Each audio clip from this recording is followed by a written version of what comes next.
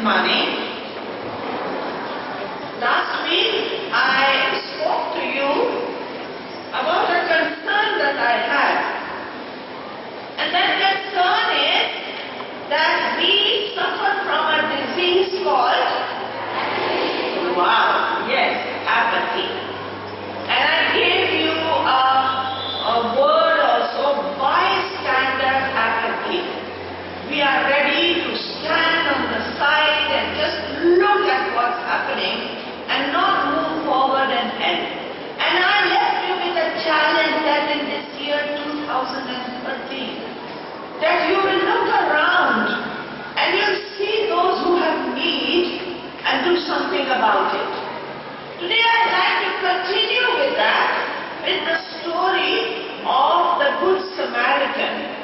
In that story, last week we looked at two people who suffered from this disease called bystander apathy. Just walking past, just looking, not wanting to get involved. Maybe afraid, I don't have time. Maybe afraid, I would get involved, the police would catch me or question me. Not wanting to get involved, somebody else will do it. But today we will look at the Samaritan and what he did and learn some lessons from it, how to get the solution of this disease called apathy. There's a very well-known story which I'd like to repeat of a little boy. There was a terrible storm. He lived on the seashore, near the seashore, and there was a terrible storm. And in the storm, thousands and thousands of little starfish got washed onto the shore, and when the sea receded, they were left on the sand floundering. And this little boy, tiny boy, he didn't know what to do, so he just picked up one starfish and threw it back in the sea. And then he picked up another one and threw it back in the sea, and so he started doing. There was an older, wiser, maturer man who looked at him and smiled and said, "Little boy, what are you trying to do?" He said, "I'm trying to save the life of this starfish." And he said, "What do you think? How many do you think you can save? Look at the thousands and thousands which are lying on the beach. How many what difference do you think you can make?" This little boy had a starfish in his hand. He threw it in the sea and he said, "To this starfish, it made a difference. To this starfish, it made a difference."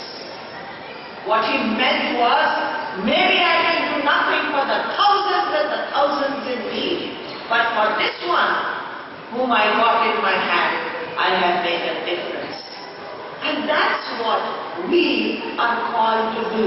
You cannot take care of all the problems of this world, all the heartaches of the world, but the one with whom God brings you in touch, you can make a difference. Just yesterday, when we are in the cars and at every crossroad there will be these beggars. As I have a stand, I do not give money to the beggars because often they misuse it for buying drugs and other drinking and other wrong things. But I keep biscuit packets in my car and sometimes even bananas. And the little children, I just like to give it to them. Not the older ones, but the little children. Because the older ones, it was their choice to leave their home wherever they live and come and live under the bridges and in the open. But the little children have no choice. They just have to go where their elders take them. But yesterday there was an older person who came begging. He was quite clean. And he was begging, and I saw that he had only one hand, one arm, the other had been cut off from here. And I felt some pity and I thought, let me give him He looked clean. Let me give him something. And I opened, and then I looked. When I reached my hand out, his leg, same side, he had no leg also. He had just one arm, and he had one leg, and with a crutch, he was just hobbling, and he was begging. And I said, Bhaiya, you know, you can get an artificial arm and a leg, the arm. He said, ma'am, madam, mere pav bhi nahi hai. I said, you can get an arm also, you can get a leg also. Then he said, kaha? Jaipur mein? I said, no, I'm sure Delhi mein bhi hai. Then he said, ma'am, kaha hai Delhi mein, madam? I don't know, I didn't know. The light was still red. But I took out my visiting card and I said, तुम ये card लो, तुम मुझको phone करना, मैं पता करके रखूंगी और तुम्हें बताऊंगी. Now it was not much I did, but if this man genuinely wants to be helped, I genuinely want to help, and I have already asked somebody to find out where they do this. So if he rings me up, I will be able to give him an address, and if possible, I will even send my vehicle to take him to that place. You know, one person you come in touch with, you can make a difference. Don't live in apathy. Let me just read out something more. You know, once we are taking some of you to go to these slums and educate. How many of you are doing that? I'm glad to see your hands. Very good. Very good. Now, some of you will see how they live. These places are still better. Once I went to a Jugi to see a person who was sick, and I knew that lady, so I said her child was in my school, so I said let me go and visit her. Because I knew she lived in a Jugi, she was born there, she lived with her parents, then she got married, her husband didn't have another place, so in that same Jugi, 12 feet by 12 feet, about this much, they put a sheet and on one side, this young couple also started living. She had 3 daughters, and then this man who was drunkard, he left her. And I knew this woman was struggling to make ends meet to look after her 3 little girls, and the other side of the street were her parents and her other brothers and sisters living. And you know, one of our little girls was sleeping, and when she woke up, I took her in my hands, in my arms and in my lap. And when you reach out and touch, it makes a difference. You realize this is a person, this is someone who matters to God. This is someone for whom Jesus Christ died. Reach out and touch.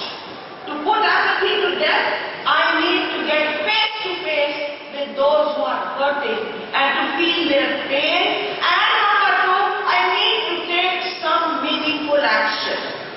Now, the Samaritan had the antidote to this.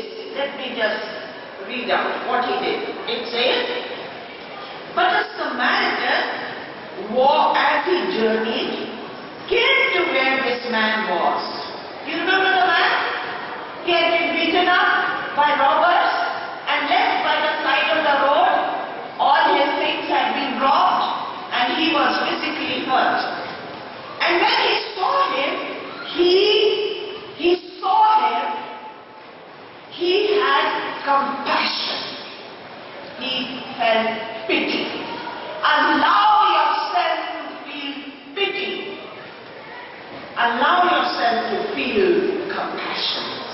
Then it says, he went to him. He didn't just feel pity and say, poor man. Oh, so sad. But he went to him. And then, he didn't just go to him and look and assess. It says, he bound up his wounds. Now, he wasn't carrying bandages, I'm sure. To bind up his wounds, he would have torn some part of his clothing, maybe his shawl, maybe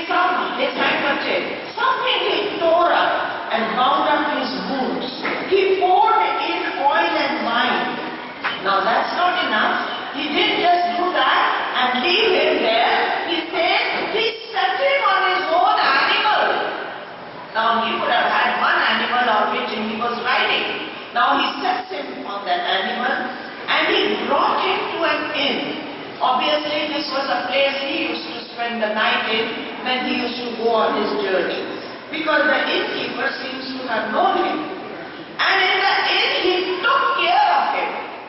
Now the next day, he took care of his immediate needs, and the next day when he had to go for his work, he says he took out 2 coins and gave them to the innkeeper, saying, take care of him, and whatever more you spend, please don't hesitate. Even when the money is finished, you please spend some more, and I will repay you when I come back.